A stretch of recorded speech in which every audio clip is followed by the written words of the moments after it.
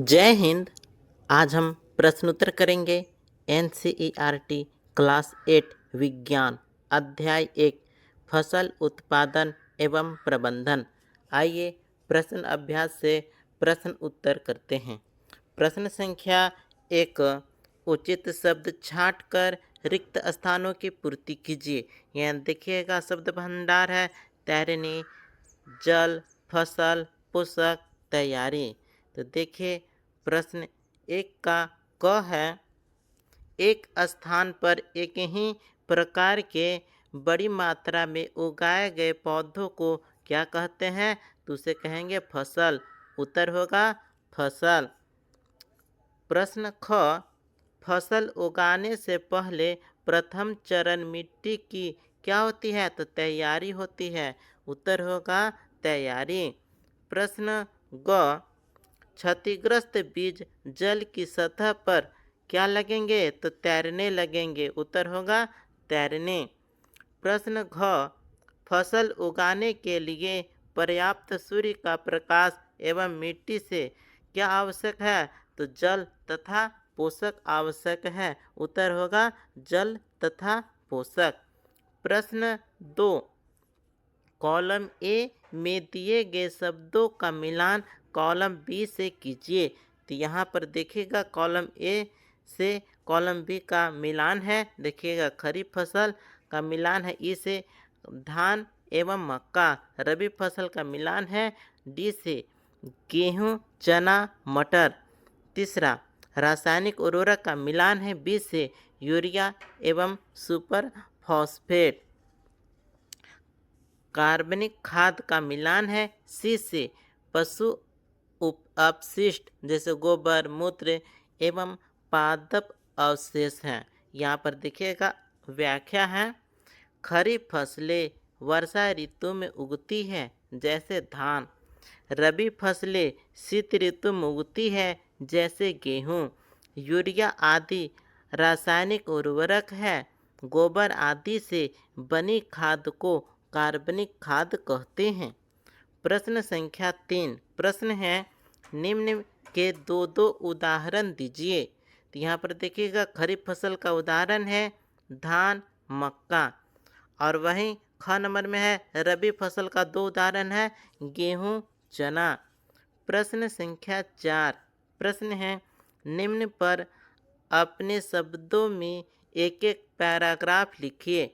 क नंबर में है मिट्टी तैयार करना, इस पर पैराग्राफ लिखना है। तो उत्तर होगा फसल उगाने से पहले खेत की जुताई करके मिट्टी को भुरभुरा बनाया जाता है।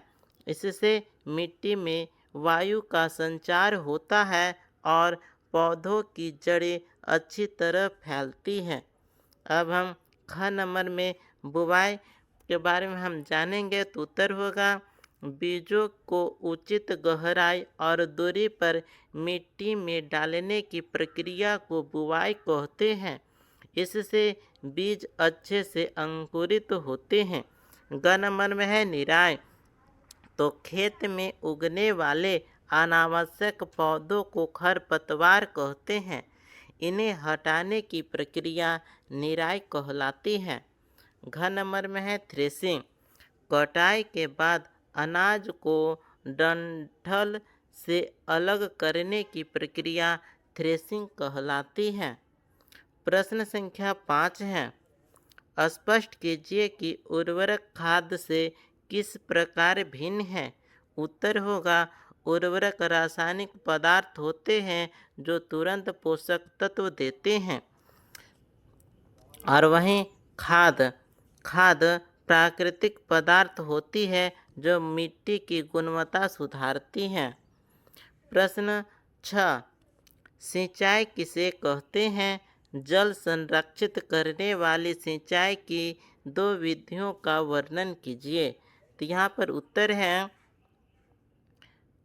फसलों को समय समय पर जल देने की प्रक्रिया को सिंचाई कहते हैं।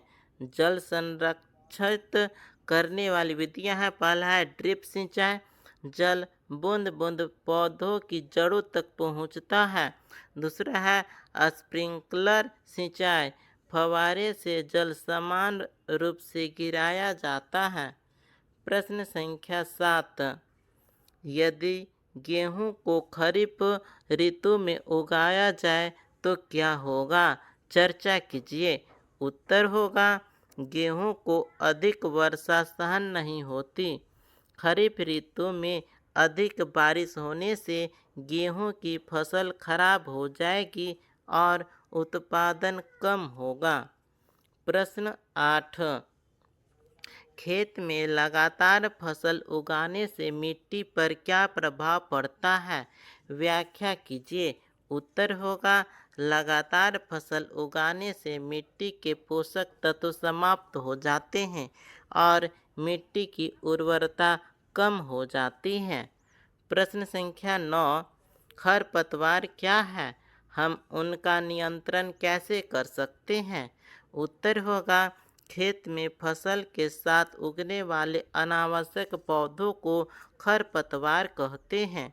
इनका नियंत्रण निराई, खरपतवारनाशी रसायन और हाथ से उखाड़ कर किया जाता है।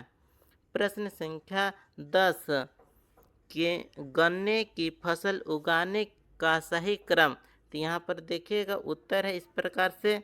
सही क्रम है मिट्टी तैयार करना, उसके बाद होगा खेत की जुताई करना, उसके बाद है बुवाई करना, उसके बाद है खाद देना, सिंचाई, तब कटाई होगा और अंत में होगा फसल को चीनी मिल में भेजना। इसके बाद प्रश्न संख्या 11 है।